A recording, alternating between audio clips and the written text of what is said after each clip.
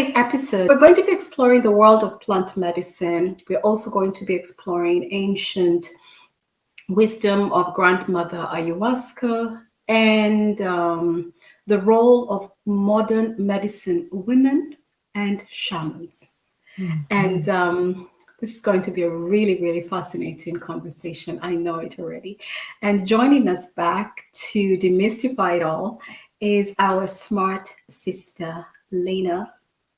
Welcome back, Lena. How are you? Thank you for having me. What a beautiful introduction. I'm very well, and I'm excited to dive into some of my favorite topics in the world. Yeah. And this is such a broad topic, and one that I think people gloss over it, especially those who are in the know. They just gloss over it and assume, oh, I know, so everybody knows, you know? Mm-hmm. And but before we actually dive into the topic, could you share with us your journey, your personal journey, working or discovering the great mother ayahuasca and becoming a shaman, modern medicine woman? Yes, thank you. You know, grandmother ayahuasca called to me in a time in my life where I was going through a very deep disintegration, meaning there were parts of my life that were crumbling, falling away. I knew that, during that chapter that I was in a marriage that wasn't aligned for me. And it really, it was a relationship. It was a marriage that was the mirror of parts of me that were transforming, that were leaving, that were alchemizing.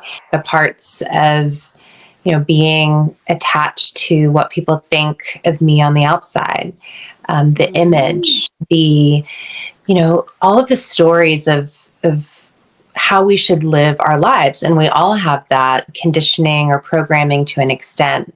So I remember one morning in my home in Atlanta, waking up and barely being able to get out of bed. And my energy systems were so depleted. And, I was in one hand living this really expansive life, working as a mindfulness-based psychotherapist, traveling the world, teaching retreats in Asia, and other countries. And then on the other hand, I was allowing myself to be in a relationship that was not feeding me in the ways that I really needed, emotionally, relationally, sexually. Just there was a lack of intimacy across the board.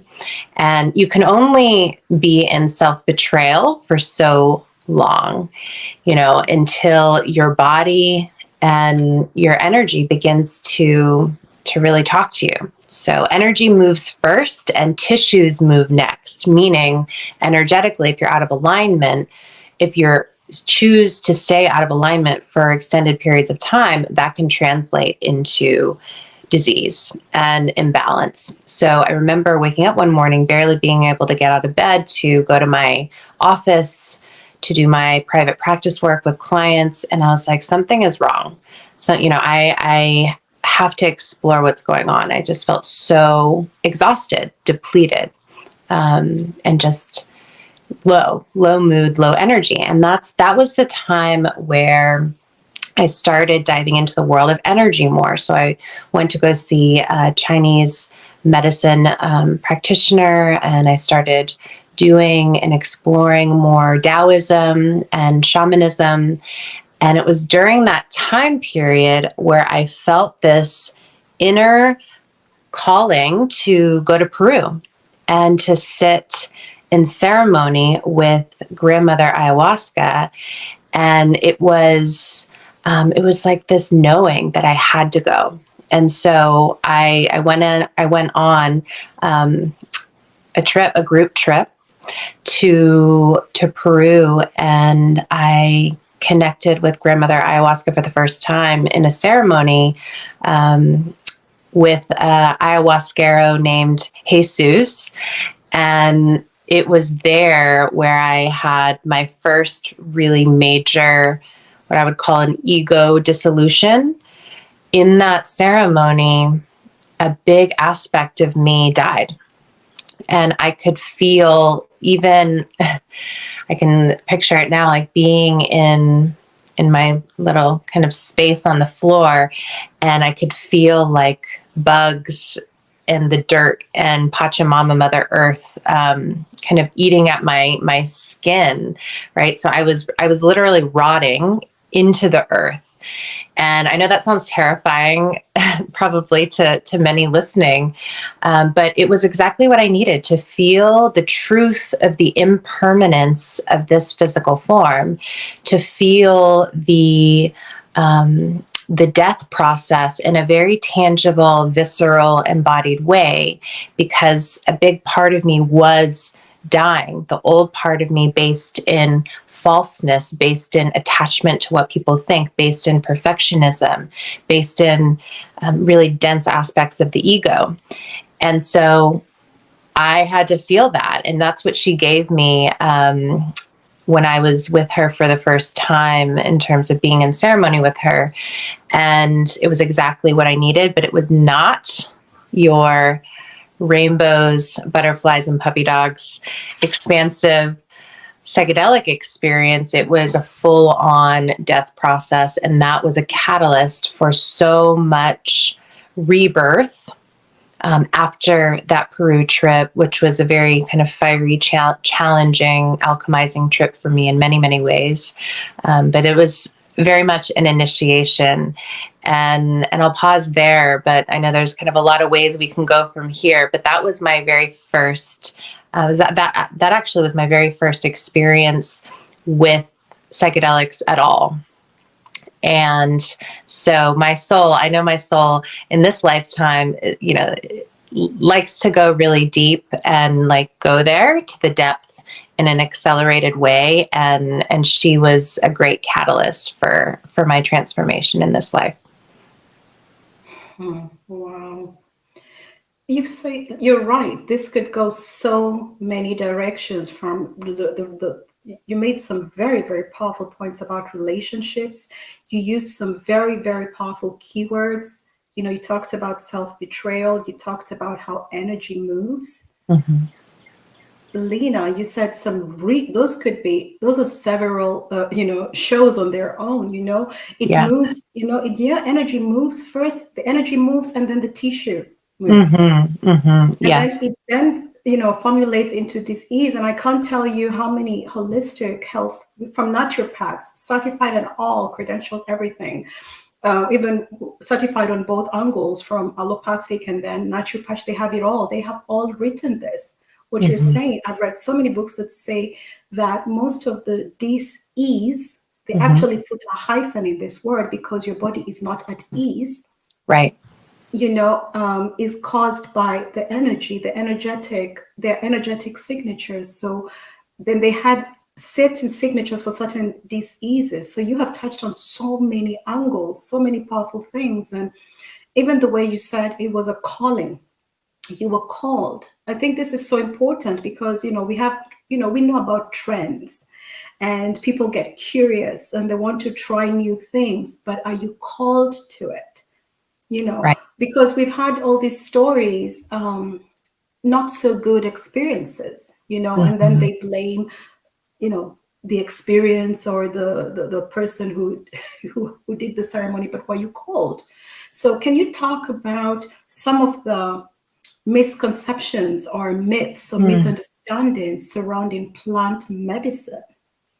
Oh, thank you for opening the doorway, because this is such an important topic. It is one that I've learned many lessons around, whether it was with myself or with clients who came through the door wanting to embark on plant medicine work. A calling is an inner guidance system. It's like your inner GPS. It's beyond the cognitive mind. It's beyond thought. It's beyond belief. It's this to me, it's like a magnetic pull. And when you feel that, when you follow that, you're following the call, the guidance of your soul. And what's challenging, very, very challenging when it comes to plant medicine work in the Western world is that the sacred paradigm of Pachamama, Mother Earth, as a harmonious ecosystem can be in conflict with the paradigms we see in the West, such as consumerism, such as colonialized system-based systems, such as hypermasculine systems of striving and bottom line above all. And so there's a rub there.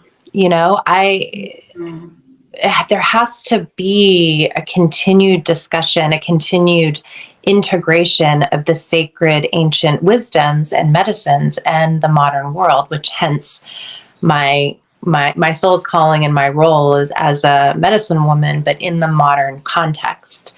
Now, we have to have the hard conversations because the reality is a calling to plant medicine, a calling to ingest sacred medicine and to sit in ceremony comes from the soul. But when we see, advertising and trends, like you said, out there, I even see it a lot in the therapy community. Oh, people don't want to get left behind. So they want to kind of jump on the psychedelic bandwagon. Well, that's not a calling, my question would be drop beneath the mind and feel into what is the medicine you're meant to share with the world. It may not include plant medicine. So we get into, potentially challenging situations and trouble when we're solely coming from that mental space. A calling is much, much deeper. It's embodied and it's visceral. I've trained therapists before who thought they really wanted to do this work. And then when it came down to doing their own work, they got, they weren't ready to go through those parts of the ego that they needed to move through in order to be a vessel for this work authentically with integrity. And again, that had to do with, I'm jumping on a trend or something that, is at the forefront that was very sparkly and attractive to them. So we just, I think we need to talk about how do we actually integrate sacred medicine, ancient medicine in the modern world, because the modern world, the Western world is very much based in consumption, which is externalizing and outsourcing your personal power onto a pill, a medicine, a practitioner, whatever outside of you. And sacred medicine is actually a reflection of what you already have within yourself. So there's so many layers to this question and this place of exploration around calling and sacred medicine, especially in the modern context. Yeah. And what do you believe are some of the benefits of incorporating plant-based medicine with the modern healthcare system?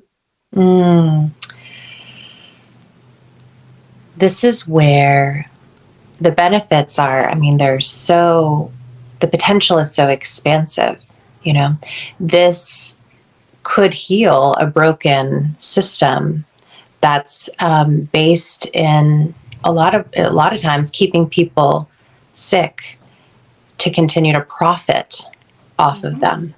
And I know that's, to some, that sounds extreme, but it's objective truth when you look at how many of our the systems within, we'll call it the healthcare umbrella, are created. Now, there's a lot of good work being done, but you have to look at kind of the foundation of it all. I think about even, I've worked with quite a few clients with addiction. This could totally change the way that we relate to addiction treatment or trauma treatment. We're talking about healing actually versus treatment. Treating symptoms versus healing the root cause. It is possible to heal your fear. It is possible to heal your trauma. It's possible to heal addiction. Now, that statement goes against the, in my opinion, outdated medical model of, if you have a disease, the narrative is you may have it forever. Curing and healing is possible with plant medicine, but also with the willingness to do the work that the medicine shows you.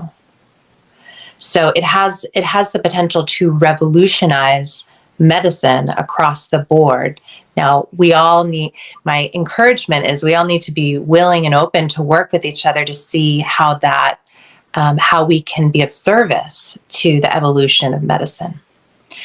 But it's a very exciting time to be alive and there's no coincidence. I don't believe in coincidences anymore.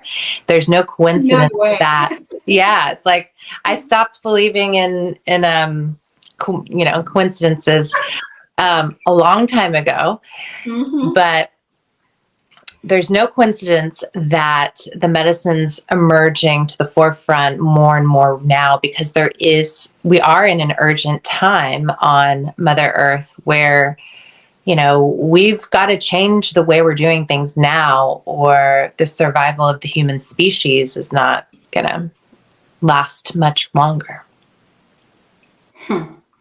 You've said exactly what one of our smart sisters said on the show. She said we're at a precipice and we have to make a choice. And that choice has to be made. It's not optional. We talked about other things such as unlearning old ways of doing things. And it's so interesting that, it has come to the forefront again in our conversation. And we don't believe in coincidences, right? No, not at all. Yeah. And as you were explaining how these two fields of medicine should integrate, because we know we're not there yet. A lot of the, the allopathic or, insurance, at least here in Europe, they wouldn't cover the alternative medicines. You'd have to do that on your own. And I know a couple like homeopathic, I don't want to call them doctors, healers, practitioners. They have a difficult time. Although people want their service, they just cannot afford it sometimes because it's not subsidized or covered or included, but the other one is included, So that also influences the choices people make.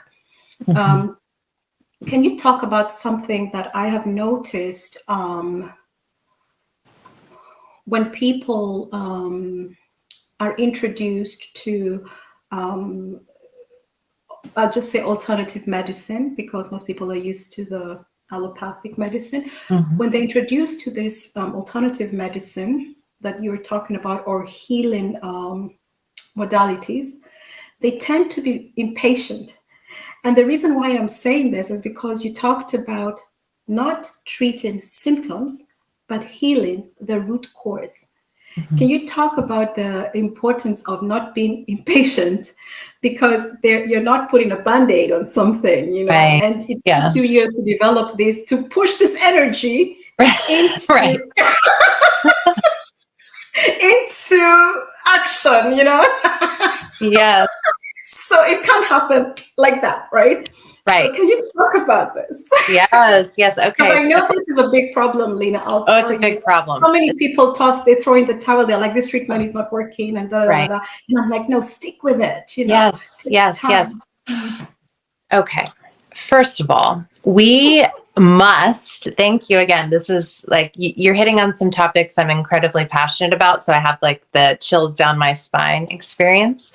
So we must collectively reprogram our addiction and our attachment to immediacy. Okay. And we've been all of us collectively, we've been conditioned for immediacy because of, think about like the treating of symptoms is even that in itself, whether we're talking about a pharmaceutical or, any other kind of more Western treatment, we want it fast, and the system creates, kind of plays into that desire and into that attachment. And so when we're healing, so shifting the paradigm now, when we're healing, just remember, you're not just healing your depression, trauma, anxiety, addiction for yourself, you're healing it for your ancestors. So we're talking about potentially thousands of years worth of patterns that I know we all want to to be out of the discomfort right away. But the key is to reprogram your relationship with discomfort and dedicate yourself to cultivating patience. And that is so important when it comes to healing. Healing is a long game. Healing is it is a path. No, we don't have to be healing our trauma and our shadow every day. I do think there's sometimes too much emphasis on the dark aspects of healing, and that can perpetuate stories and the more dense energies. But healing is very different. We have to shift the narrative. We have to change the paradigm, and we have to release attachment to immediacy. And it's not going to happen right away. I mean, it could. Miraculous healings do happen. That's possible.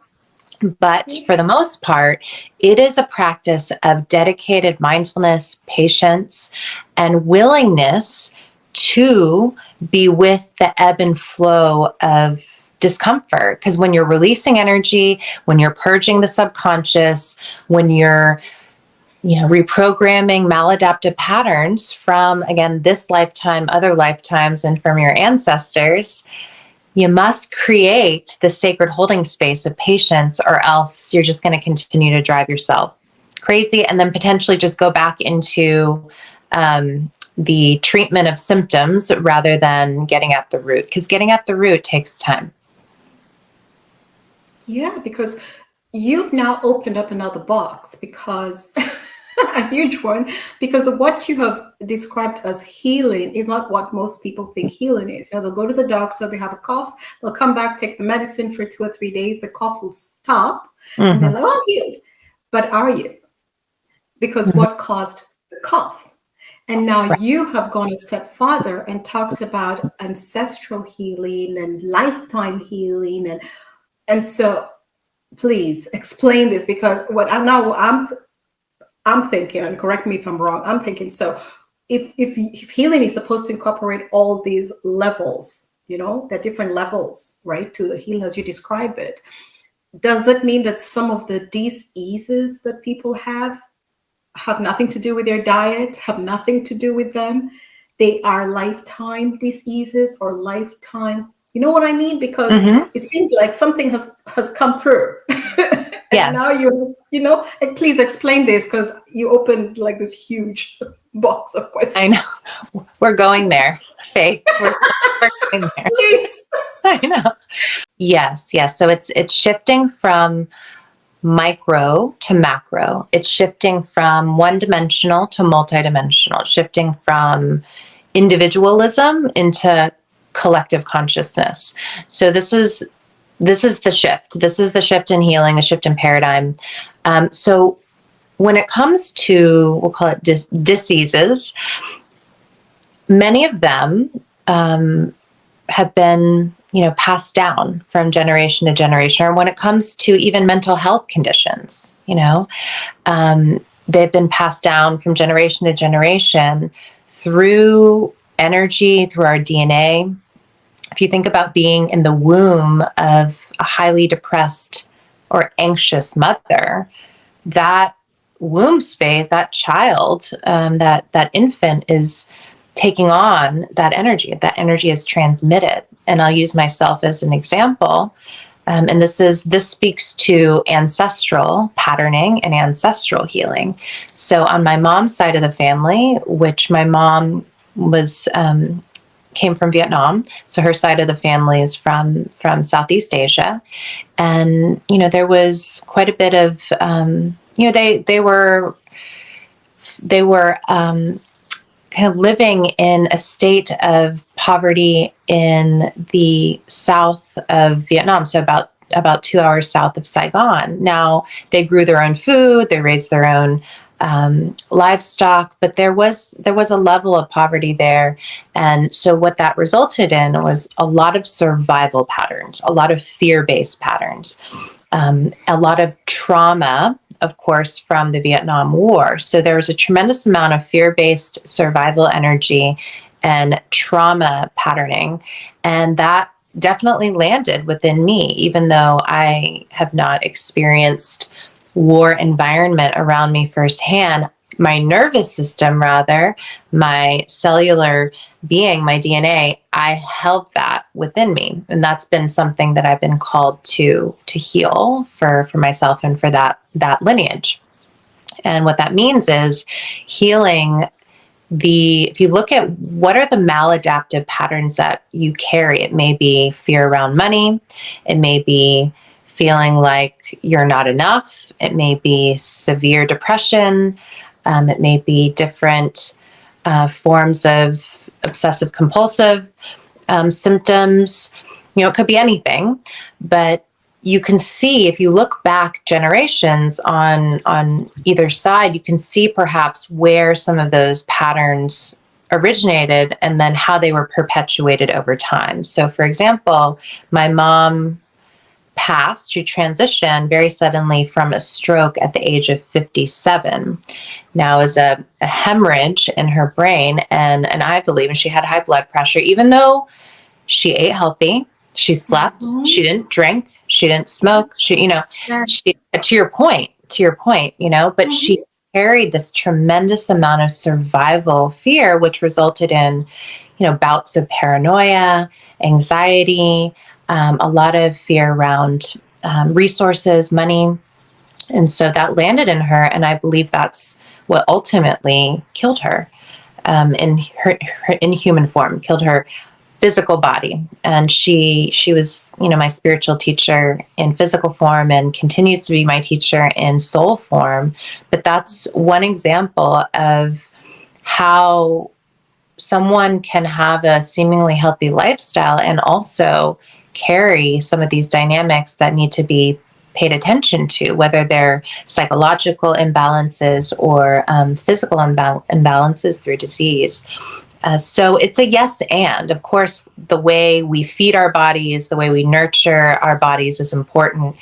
And many times when we see imbalances and diseases emerge, that can very much be connected to our ancestry. Lena, I mean, you've touched on so many things because people like to talk about diet alone. And what you're saying, I've seen it firsthand. I know a lady who had never smoked a cigarette, never ever. She ate healthy, she exercised, she did everything perfect, and she got lung cancer. Mm. Thank God she was open-minded and decided to pursue alternative because she had been told you're done for it and just Mm-hmm. start taking care of your affairs, put your affairs in order. And she decided to say, no, because she couldn't understand it. She was like, I did Yeah. everything right. And Right. she went the allopathic, no, the naturopathic path, homeopathic Mm-hmm. path. They call it your homeopathy. And she got better. She healed. But Wow. yes, she did. She healed herself, basically, of course, with the help of, a few, skilled practitioners. But basically, they all told her, you healed yourself because she had to do that internal work. Mm-hmm. That's what she told me. She said all the practitioners told her, no, you healed yourself because you had to do that work to remove what did they call it? They called it not energetic signature, but an imprint kind of. I can't An remember the exact imprint. word, but Yeah. that's how I understood it. There was an imprint somewhere for this to manifest at a certain age, Right. and that's what exactly happened to her because it had happened to her father Yes. at that age. And then you see how the doctors ask you what is your history, Mm-hmm. but it doesn't have to be. Someone's history is not your history. So you Right. touched on that, which I don't. Maybe you can expand on that a little bit further, but I want to expand on something else as well. The diet part of things, where people say eat this and you'll be fine. I also learned that some people will eat the best diet, no, the worst diet, and they're so healthy. There's a woman who drinks Coca-Cola, 2 liters of Coca-Cola every day in Africa, and she eats all kinds of pork chops and everything, and she looks like she's 50 and she's 80. Wow. So again, this again explains what you're saying. She Mhm. must have inherited some really good imprints or something, because you Yes, can eat what she's eating. exactly. But again, is it a programming we have? That's what I want you to address. Can we, maybe we can all just eat anything, and if we can alchemize it, Hmm. then it will not harm us. Those are the questions I ask, because I watch all these people who are so I healthy and know. doing all the wrong things, and all Right, what we perceive, and those who are super healthy, and they're just, they're leaving us prematurely. right. And it's such a great point because it speaks to how many different factors play into our health, and I'm not an expert on nutrition per se. I would say my expertise is in the healing, energetics, transformational soul realm from the shamanic lens, but this is where we have to look at, like, going back to the multidimensional lens, we have to look at our health multidimensionally. Like, I think about, I don't know if you've done any studying around the blue zones. So zones in the world. So blue zones are specific areas in the world where it has like the highest, you know, people live the longest, right, in those areas. And so they've studied different factors that contributed to that kind of longevity. So I think about, I'm not sure, the woman that you're speaking about that drinks the Coca-Cola, I'm wondering what other factors she has in her orbit, because I'm thinking, the blue zones, they talk about community, they talk about like community aspects. Like, we need that for our longevity. Also, I think there's a factor around like how many like steps people actually take a day. Like, is there natural movement that's happening, whether you like have to walk to a neighbor's house or the market or what have you? What does that look like? So all of these factors are cumulative and they integrate together. But I think it's fascinating to look at people who perhaps don't have the best diet or eat horribly, and they live a long time. I think about an aunt that I had who like, she would just eat candy bars and junk food and fast food, and she like lived into her 90s. So I'm like, but that doesn't make any sense. But there's genetically, like, there's a longevity there somewhere, right? So and then the person who doesn't, has never smoked a cigarette in their life and gets lung cancer. I mean, this is where, in my opinion, we can't have a whole perspective of our healing unless we're also looking at ancestral healing, unless we're also looking at soul wound healing. And I talk about soul wounds. Soul wounds are energetic imprints on our soul that we carry into this lifetime from other lifetimes that we've had. So it could be anything, like relationship dynamics or different patterns that we have, fears. Because if you think about, like, if you have an extreme fear of something and it's not connected to a trauma in this lifetime, a lot of times that may be a soul wound or an imprint from another lifetime. Yeah, and you also mentioned something that I think people take for granted, that we Mm-hmm. all take for granted, and that is the collective trauma. Because people think trauma is, something's happened in my relationship, or, this happened, then that. No, there's a lot of trauma happening to the universal soul and the body as well, that we have normalized. I think we have normalized trauma. Mm-hmm.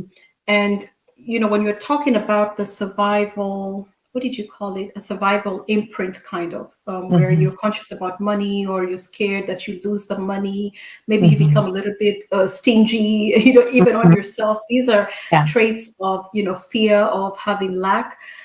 I was thinking of, it took me straight to the continent of Africa.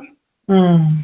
And I was thinking about the huge amounts of trauma that is currently taking place there. Yes. And what people don't understand is we're all connected, because you always mention the collective consciousness, the Yeah. collectiveness. And I had a lady who talked about the law of one. And so we're seeing a lot of things happening here in the West. And I'm starting to think, could it be connected to these different places? Like you mentioned, the poverty in Vietnam and India and this, because I think there's a spillover effect here, because we talk about Mother Earth, and we talk about one universal soul, one Earth. The waters are not separate, the air is not separate. It's you breathe in, we don't know how far your breath went, right? I'm just thinking out loud here. Mm-hmm. But I want you to talk about this and explain the manifestation of trauma and how it is passed on, because a lot of people sometimes tend to be unsympathetic to the plight of Africans. And they Yes. say, they should just do something about it and move over. But now we're talking about generations Right. of trauma. We're talking about lifetimes of trauma, and how Mm-hmm. much work here in Scandinavia, there's a lot of comforts, and people still deal with a lot of trauma, but it's not to the degree that the Africans have had to deal with, and still struggling today. Right. I wonder, when I see the genocide in Congo, and those babies, I just wonder what is I can't, Mm-hmm. and this, I just can see the trauma. I see. I want you to see how I see it, just so that you can explain it from a shamanic, because I know you're looking not just at the physical realm, from a Yeah. shamanic perspective. What I see is like codes, like a connection, Yeah. like a web. Yeah. And so when I see it, I actually see it. You know how the internet, when they show you the interconnectivity of the internet, I see this happening across the whole world. Mm-hmm. So I'm like, this is horrific, because the more trauma that is happening, the more networks are being made and interlinked.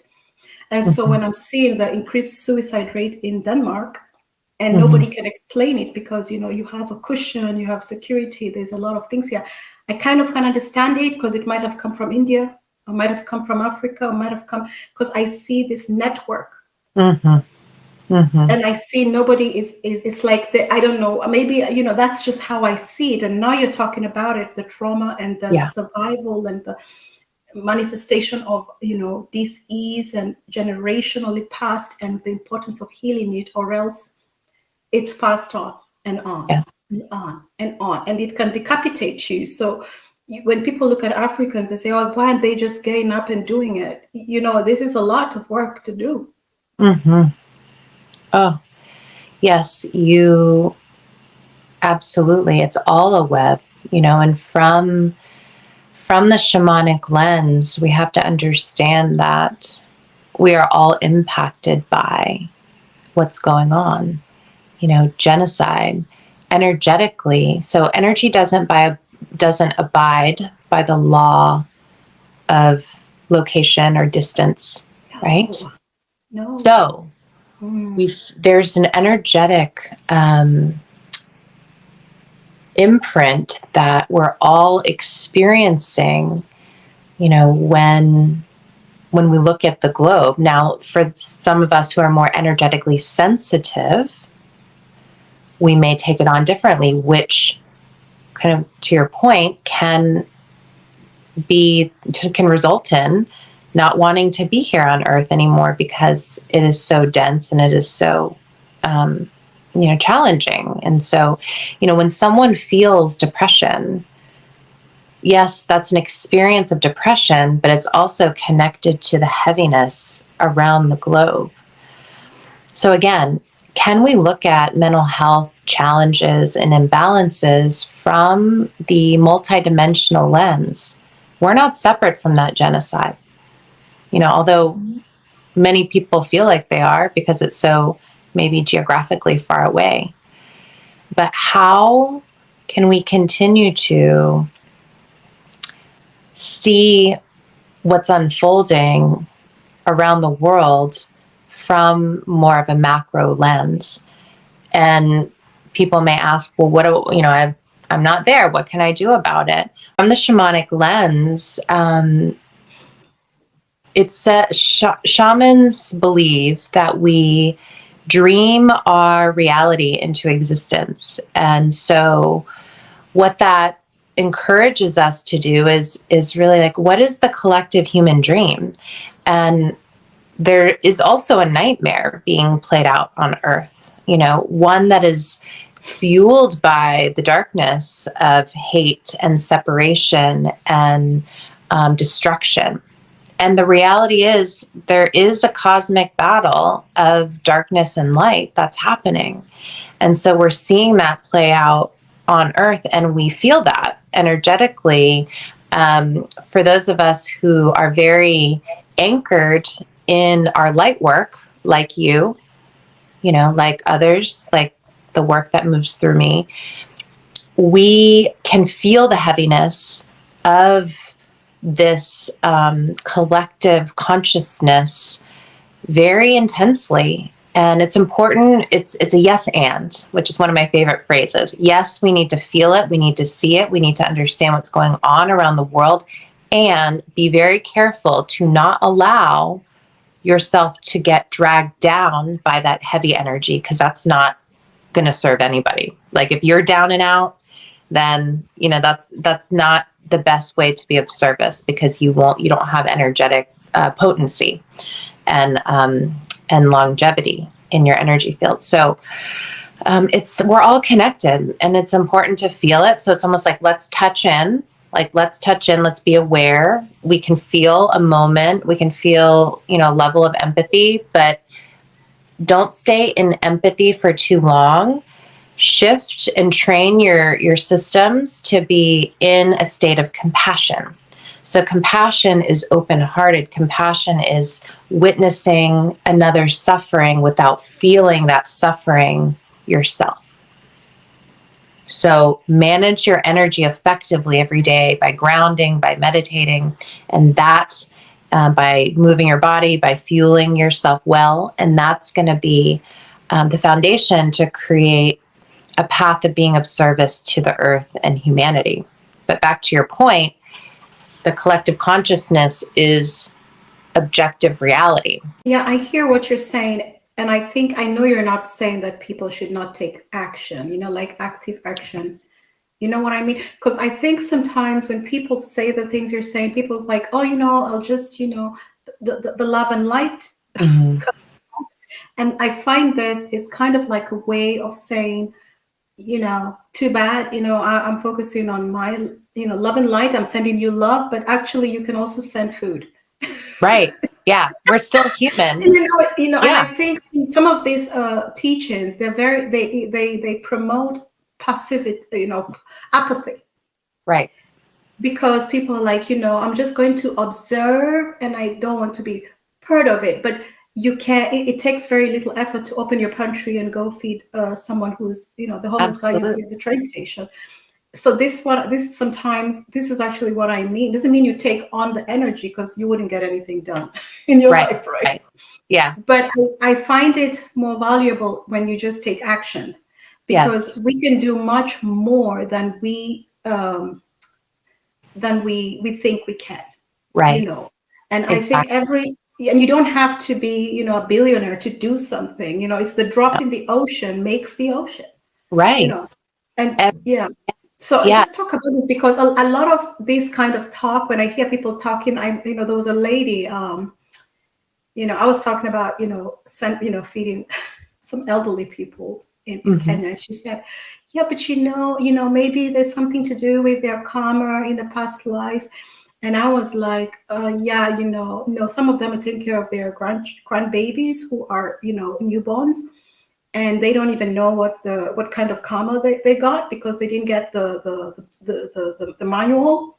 So until we figure it out, can we just feed them? Because it's just, because I think I know it's not in isolation.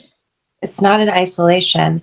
But I realize this kind of teachings that are out there now, they are creating apathetic people who believe that was not my karma. They're living through their karmic lessons. Nobody has proof of what the manual is. Right. What did you actually do? It would be nice if you got your book, right? Then you can get to work, right? Right. Right. Right. Yeah. And you're so right. This is where we can't forget the purpose of being here is to be human, to learn. Our soul is in human form to learn the lessons specifically of what it means to be human. And because of that, we must learn how to take aligned action. Aligned action is action that comes from the heart, action that comes from the soul. So how can we take aligned action today? Whether that's, donating resources, for food, or it's like we have to get out of this passivity and we have to ignite action. This is where, I think I call them yin practices, like the more feminine practices of meditation and stillness and silence. Yes. And we need a level of action, which is more of the masculine, like being active, taking, making choices and being proactive. So we have to balance the yin and the yang of our practice. And, passivity is an easy place to spiritually bypass, I would say. When I say spiritual, I would say spiritual bypassing is using spiritual teachings and language to bypass doing the deep work and also bypass the responsibility we have for humanity. Yeah. And it doesn't take as big an effort as people tend to believe. Mm-mm. And I'd like you, when you were talking about because you're talking about not just the individual, but the kind of programming and coding that humanity has been given or inherited. I don't know which is the best way to go about it. And I couldn't help but start thinking about what one of our smart sisters said. She said, a lot of humanity have been programmed with a savior complex. Now, this is interesting because for the most part of this conversation, you've been talking about doing the inner work and actually going really deep into the work. I think were your exact words. But if you've been programmed with the savior system and you still are running this program, you probably don't want to do the work because someone's going to save you from the situation, right? Right. Can you talk about this? Yes. Maybe you can see, with your spiritual eye, some saviors there, and we're all wrong about this. Please go for it. No. Well, this is exactly what we're talking about around externalizing your power. Like, oh, that pill is going to save me, that doctor, that shaman, that ceremony. And I mean, I've had clients, I think about I've had I think of one student that I took through training, facilitator training, and she, it was like, she still was externalizing her power onto the medicine. She was like, oh, I still, like, she was still in her victimhood. I still feel this chronic pain in my body. And,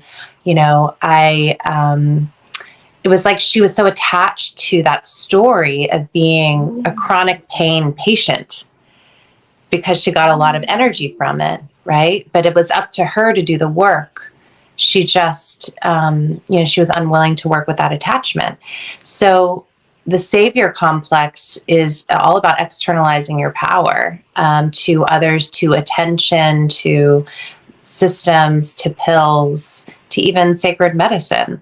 And the savior complex, because thank you for defining it, because I wanted to know exactly what you meant by that. It just perpetuates victim consciousness, which is really the consciousness that says, it's like the poor me, right? And instead of claiming your power, when you look at yourself, in that victim space, then you're perpetuating the savior complex because you're waiting for something outside of you to save you. And the truth is only you can save you. So Yeah. it's a really interesting part of our conditioning. And we see it everywhere. We see it in movies. We see it in, childhood fairy tale storylines. We've been really inundated with that message for sure. Yeah, and I think that is one of the big differences between like allopathic medicine and plant-based medicine, or I Yeah. just keep using alternative medicine because it involves so many things. There are the naturopaths, there are the homeopaths, then Right. there's also your field. But I think they kind of overlap because you all have aspects of each other. Mm-hmm. I think the difference is with your kind of medicine, or these homeopathic, I only know about homeopathic mostly because that's what they call it here, is they put a lot of the responsibility on you. And I know that most people don't like this because they prefer running to the doc, the white coats, because Yes. then these ones can be like your God. They tell you take 2 pills a day, Right. 3 times a day, and drink it after dinner. And then you have clear instructions. This is my God. I'm going to do everything they tell you. Even though you took the first 2 pills and you were quizzy and you were weak, you didn't think, Yeah. maybe this is not working with my body. I know. No, I'm serious. I want you really, if you can demystify I know that there's the programming, several of, my guests have talked about this programming right from the creation story. One lady talked about this. Valerie, actually, let me give her a shout out to her as well. She actually said, no, Faith, it's actually the creation. It's a gene. It's put deeply inside so that you don't look within yourself. You always look externally for the help. And I think they run to the doctor. And you said you don't trust yourself. You have a little sniffle. You can take some lemon tea and just do it. But you're like, no, it could be something else. So you don't trust. You run to the doctor. I see different aspects of the Savior program. So maybe you can help us master this. How can people overcome this? What are the tools? What does it take to move past this program into, I don't know, reclaiming your power, for lack of better words, but just standing in your, knowing who you are and Yeah. trust it, that you can make a good decision for yourself. Very powerful. Yes. So moving into, and I'm just going to tune into this question, which is one of the core. I mean, if we could reprogram this if humanity could reprogram this, the world would be different, right? So I'm going to tune into the question and just allow what's meant to come through, because I feel like this is like even kind of an experiential answer. So I really encourage people listening to take it into their heart and their bodies, their energy fields. So the first message that wants to come through is it's important to begin to embody the belief that you have absolutely everything you need within you, the power within you to heal any imbalance. And yes, we can ask for guides. We can ask experts in different areas and fields. But you are your own healer. You are your own master. And in this vein, we're shifting from externalization of power into power reclamation. You aren't a victim, yes, people suffer. I'm not saying, of course, there are victims to different atrocities, but that's different than embodying a victimhood consciousness. Now, to reprogram this kind of savior complex where we're constantly going to, for example, people in white coats to tell us exactly what to do to feel better, begin to feel into your own body. So your intuition lives in your energy field, and especially in your heart chakra and in your lower belly and mid belly. So this like torso region is very potent for your energetic system for your inner knowing.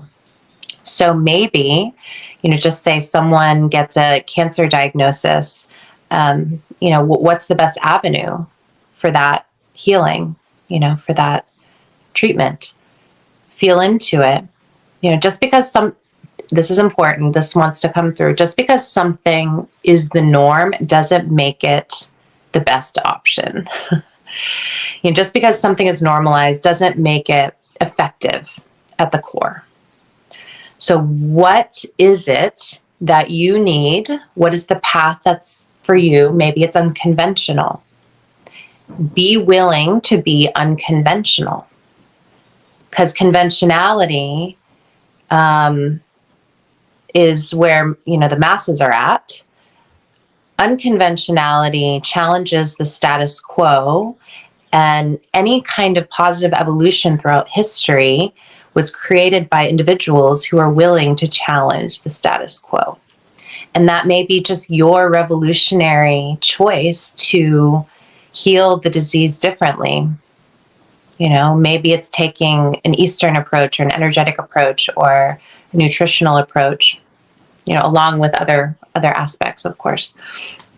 So the programming, like going back to the question, the key to reprogramming this savior complex, this savior conditioning, this externalization of your power is to work with the belief and begin embodying the belief that you have everything you need within you to heal, which is objective truth. And then you can navigate from the inside out versus be reactive from the outside in.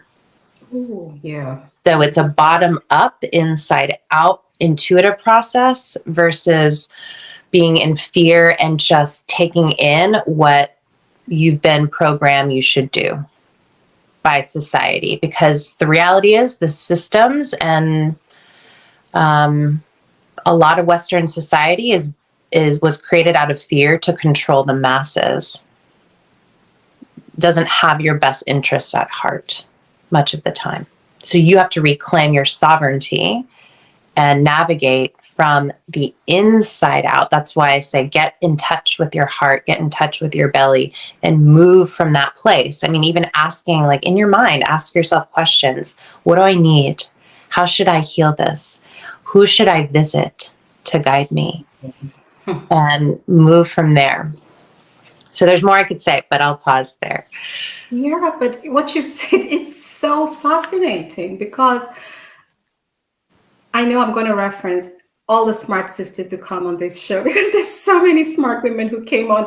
And what you said, I had a smart sister come on recently, and she talked about what you're saying as well. Mm-hmm. But she talked about it from an African sacred science perspective. Mm. She said some of your diseases, mental health problems, they come from not living your purpose.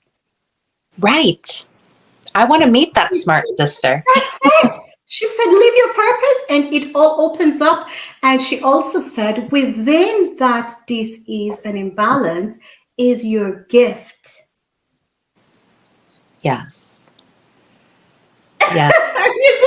You were talking about It's so true. You were talking about Eastern medicine. Do you see the connection? Oh my gosh. Yes. We need to cross the street, and we realize we're in different houses talking about the same things and fighting each other, thinking we're talking about different things. I always tell people, cross the street. Like, seriously. Mm-hmm. Yes. Yeah. That's right.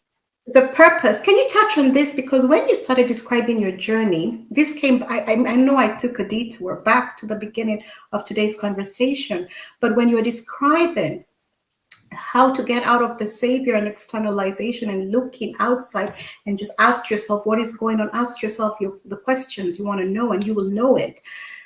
I remember this purpose, and it looked like the energetic thing you were experiencing brought you into your Yes. Yeah. You're so I use the word dharma, DHARMA.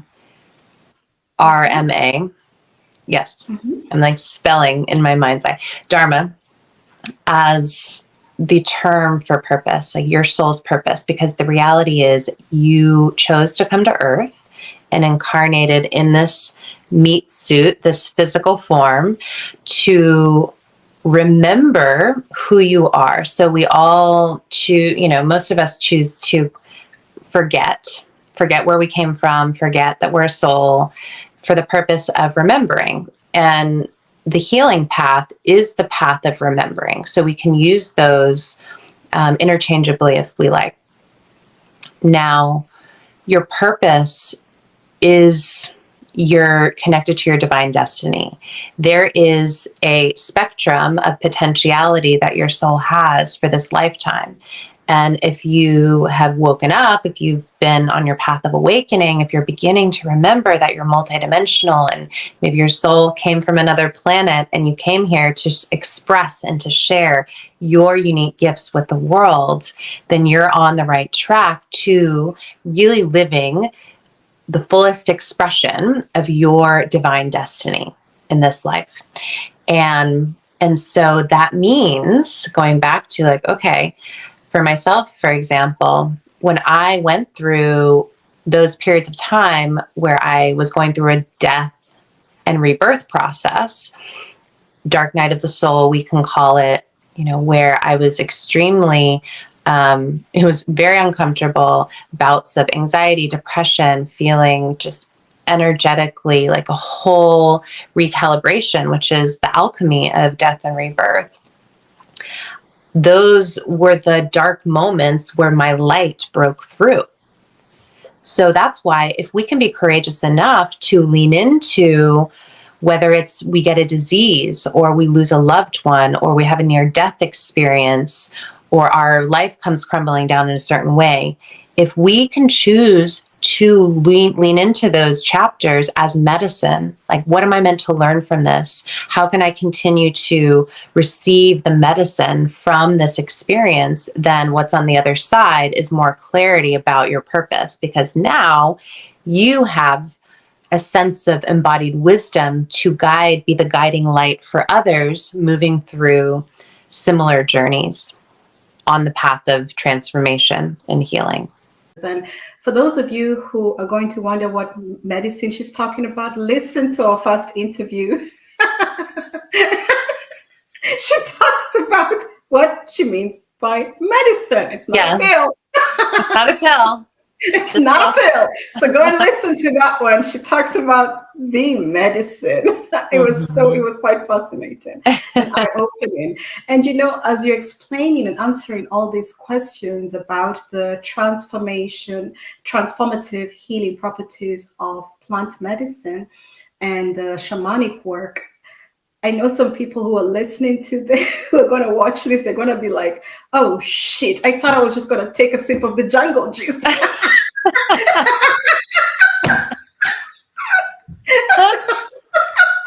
And now they're realizing, oh shit, I gotta do some ancestral work here. So look at my purpose. Like, what the hell am I doing 9 to 5? Like, what is causing this imbalance in my toe? Yep. I'm gonna go through my whole body, scanning. Right. I know. There's so many misconceptions about plant medicine. And I'm telling you, Lena, you have clarified a lot, because I think it will also help people understand what it means to deal with an experienced shaman and a weakened shaman. Yeah. Because some people are like, yeah, come and take the jungle juice, Yeah. No preparation. Right.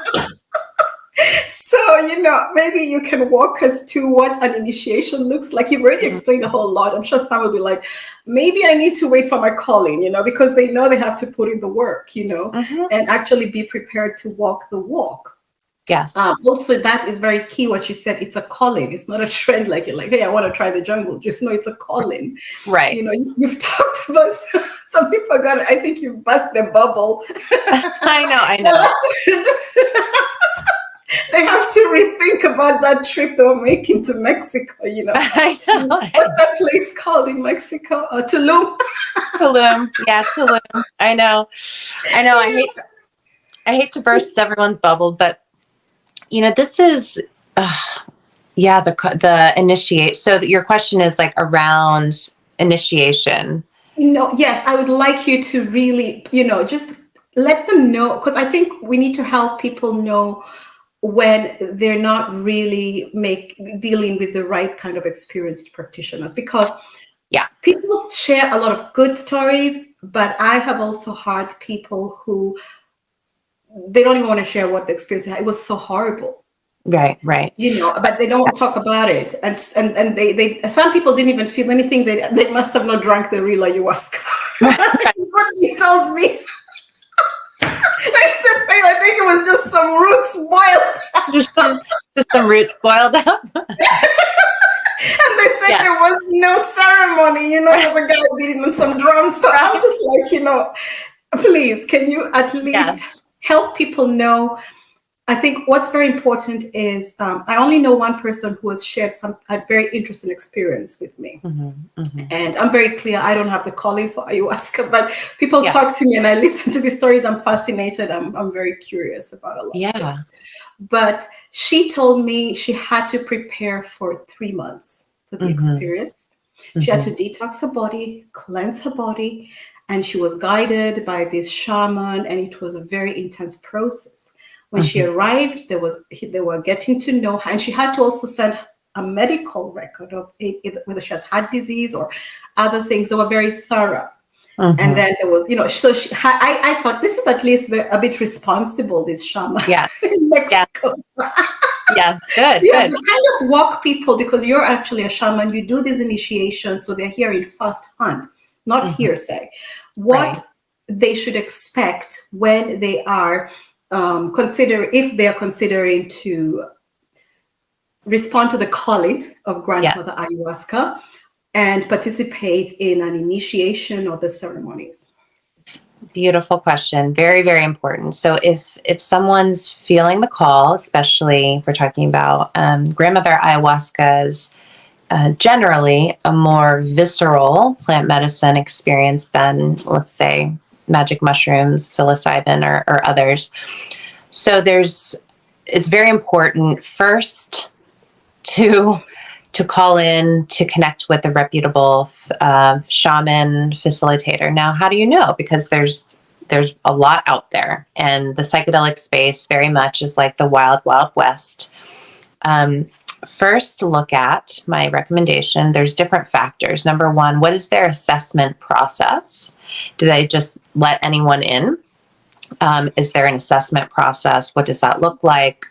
Do they take a medical history? Do they take a life questionnaire? These are all things that I do in my work if someone's desiring this work. Now, there's also a need for what I would call a psycho-spiritual assessment. What is their spiritual work looked like over their life or over the years? What is their connection with spirit? What is their ego structure like? Do they have any propensities for personality disorders, which I've found to be challenging and why contraindicated really to working with certain psychedelics? Because again, if there's a rigid ego structure that's connected to a personality disorder, then that could very much result in some of the things we've talked about: savior complex, projection, resistance to doing their own inner work, connection to immediacy. And, so these are just some of the things that I look for. It's very multidimensional, it's multi-layered. So that assessment process is really key. What is the training and experience of the facilitator or shaman? Do they and this would be, I'm coming from the shamanic perspective. What is their lineage, or what are their lineages? What kind of energies are they bringing into the sacred container? Is it multiple lineages, which is the way that I work? Of course, there's the medicine lineage, and then the rituals and some of the practices to help create the sacred container or to do preparation and integration come from different lineages. Like, for example, Buddhism from my mother's side. And I think that's a beautiful thing. Maybe you're feeling called for a more purist type of lineage path, that's fine. But really tune into what are the aspects that are important to you. Do you want a more shamanic container for your ceremony? Or do you feel safer? And people are, I don't see this as good or bad. Now, I have my own perspective on the way we're guided to work with sacred medicines, but certain people may feel safer in a clinical setting. To me, that is a very viable option for certain people who may not be as open to a more indigenous or shamanic type of environment yet, because we're used to medical settings. So that may allow someone to feel safer initially until they're ready to go deeper into the shamanic realm. So, what kind of experience are you looking for? And again, going back to the lineage, what is the experience? And then ultimately, at the end of the day, the most important thing is, do you feel a sense of connection, trust, alignment with this shaman, this facilitator, this practitioner who is going to serve your medicine? And then one last thing, what is their preparation and integration process? Because we know through research and just if we're reclaiming our power, we have to understand we don't want to externalize our power even to plant medicine. The medicine shows us who we are, the work we need to do, and it's up to us to do the work.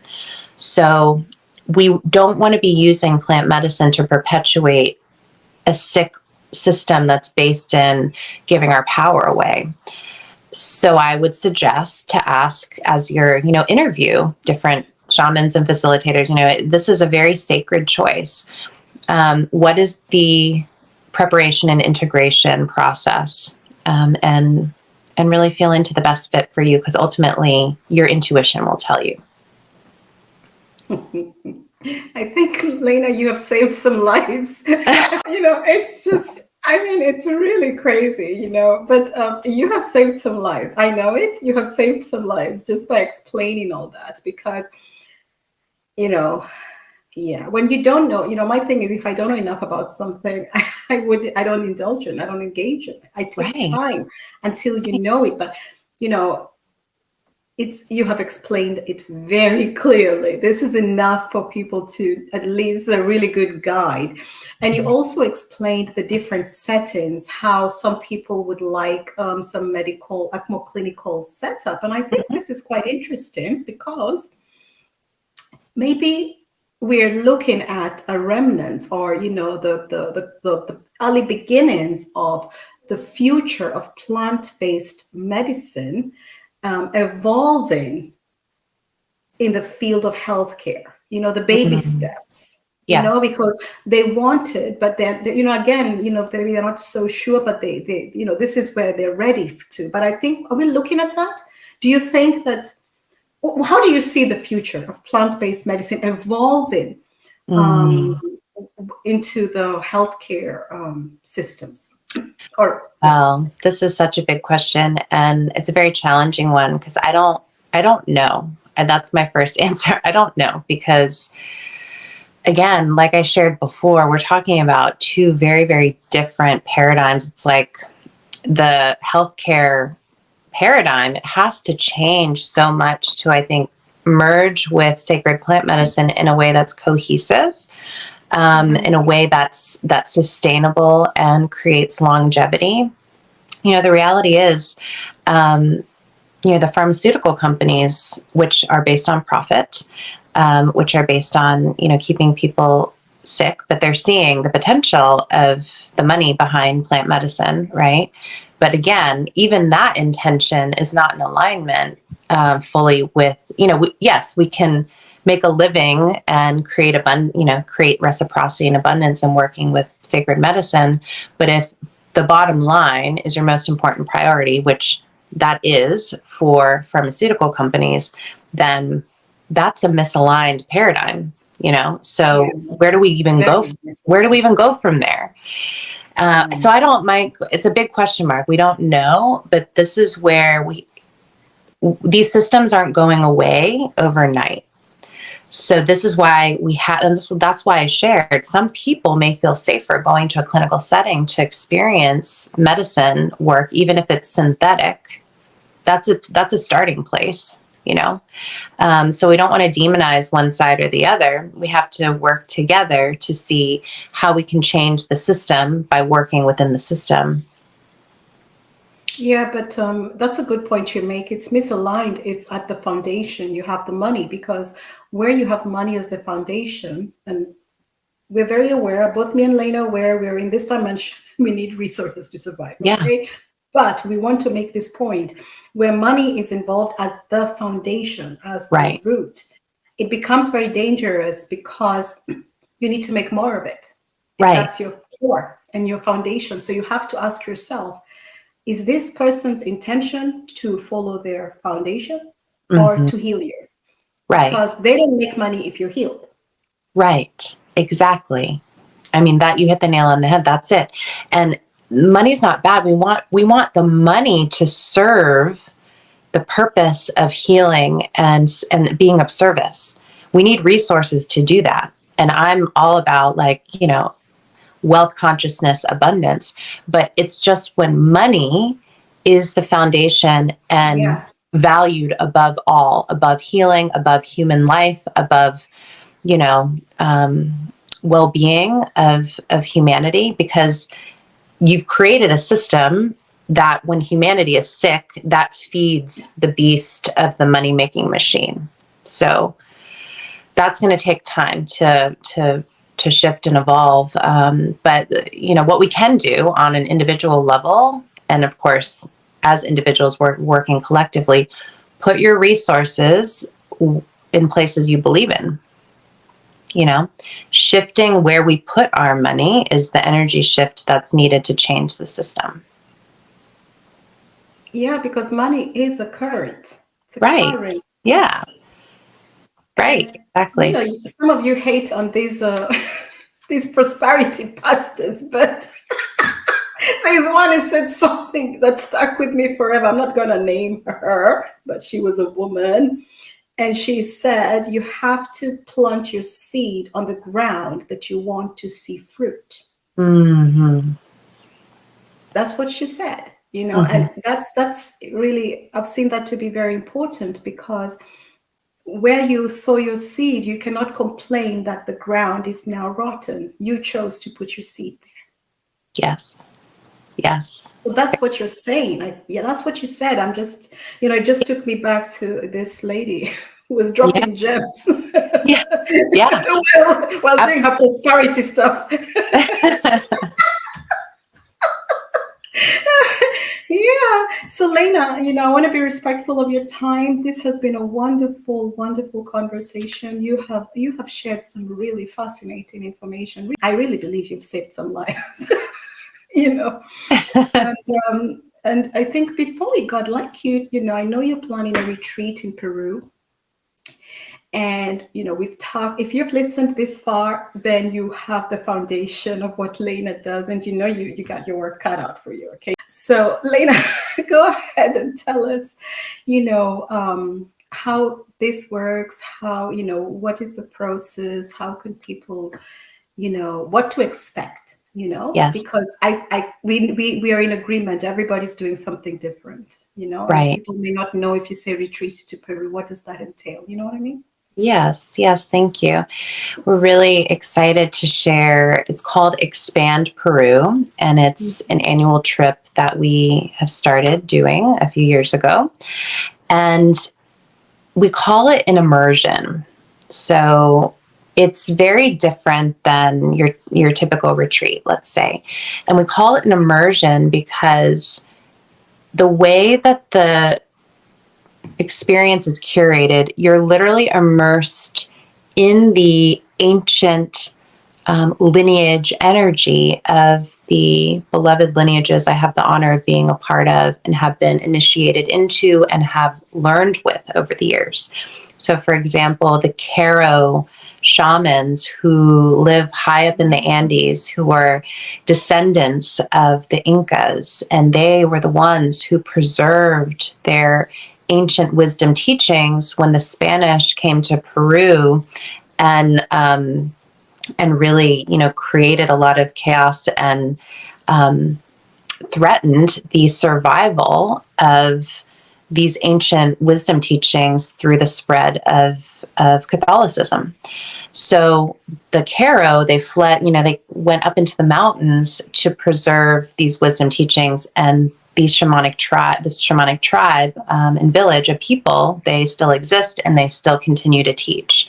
And it's all about earth medicine. So the medicine of Pachamama, all different rituals and ceremonies that are connected with the 5 directions and the elements and the energy and consciousness of Pachamama, Mother Earth. So this is one of my beloved lineages, and some of my teachers, so some of these Caro elders, will be with us the entire time during this immersion, traveling with the group through the Sacred Valley. Pretty much every day we'll be doing ceremony work, and people will receive initiations. They'll receive what we call the rites of the Munai Ki from the Caro lineage, in addition to having an opportunity to sit in the ayahuasca ceremony with a beautiful maestro Pablo from the Amazon. So we have Caro, we have Shipibo from the Amazon, and that's an optional plant medicine ceremony for those who are called. We do have a couple people on the trip who are signed up who, like you, are not called to be with Grandmother Ayahuasca, but the trip is so potent and special and unique that this is an option for those who do want to go deeper with plant medicine. But it's a spiritual initiation, and those who come become part of those lineages, specifically the Caro lineage, because they become mesa carriers. So a mesa is and I have mine here, it's basically a bundle of sacred objects, all different kinds of beautiful sacred objects inside. And it's like a portal. It's an activator. It's a healing tool that we use from the Caro lineage in order to work with Pachamama earth medicine. So those who come, so it's really this Expand Peru trip, September 21st through 29th of this year, is all about those souls who are called more deeply into the wisdom traditions in Peru, from those shamanic traditions. If you feel called to become a part of these lineages, to learn the wisdom teachings, to be immersed in that ancient energy, many of the ceremonies will be at sacred sites in the Sacred Valley. We'll have a beautiful day at Machu Picchu, where some of the shamans will be with us, holding that energy, initiating us. And we'll be staying at a beautiful wellness luxury resort. So I'm all about, let's do the deep work and go back to a beautiful bed and, have a spa and beautiful food, local food. So it's really the trip of a lifetime for those who are spiritually called to this work, whether you're a healer or not. I like to say these are new earth leaders that are called to this type of experience. Yeah, I'm laughing because one of our smart sisters who does retreats also said the same thing. She's like, yeah, we respect the ashrams, but we do it in luxury. Yeah. Anyway, Lena, thank you so much for today. I think this has been an awesome discussion. To all our listeners, I want to remind you all that Lena's description and her work is going to be in the description section, including the links to all the information that we have talked about. So please feel free to, browse, take a peek, and I dare you, I really do. I think you'll find some cool stuff over there. So, Lena, I'd like you to have the last word, but on my end, thank you so much for coming back. This was so much fun. I thoroughly enjoyed our conversation. Oh, thank you so much, Faith. It was such an honor and such a joy. And I feel like we could have gone on and on. Total time collapse for sure.